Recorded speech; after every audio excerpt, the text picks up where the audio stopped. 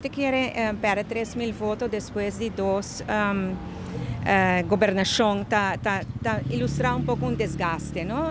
Siempre después de dos gobernaciones tiene un desgaste, que bota perde voto.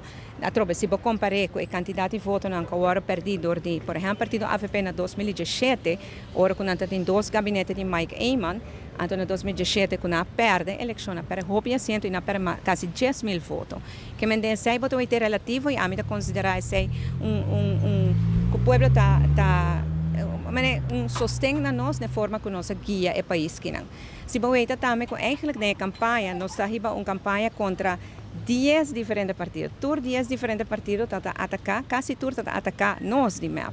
Alguns hasta hobby mais, sobre, por exemplo, o partido AVP de San Nicolás está 30 casos de gente, então vista que nós não gosta gente com o escuro. Então essa é a algo que está hurtful, é hobby erg como está fazendo a coisa. Para assim mesmo, nós perdemos apenas 3.000 votos.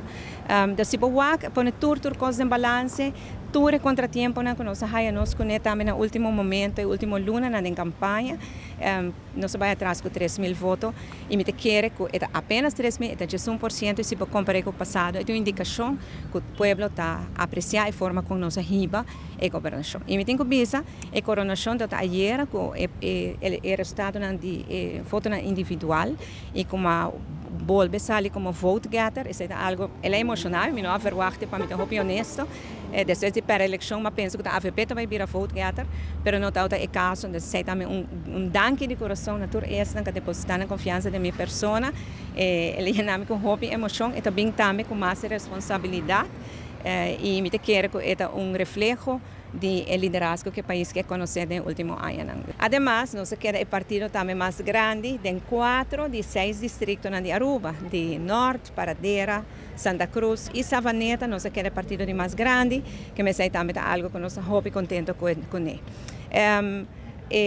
Me quero felicitar também dia mais publicamente o partido no futuro e partido PPA com saca assento novo no parlamento e partido AVP com sale partido mais grande, mas felicitar também partido futuro e partido PPA mas felicitar durante nós estamos guardando o resultado, orgulhado está óbvio que não tinha assento na segurar e partido AVP me a felicitar depois que o resultado a vir a conhecer.